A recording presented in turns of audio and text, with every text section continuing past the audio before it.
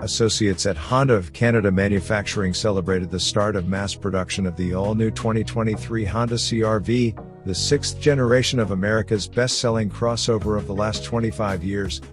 HCM is the global lead plant for CR-V production, which has been built in Canada since 2012.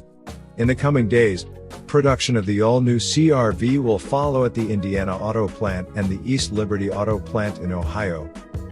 Next month, production of the Honda CR-V hybrid model will start in Canada, followed by IAP and ELP.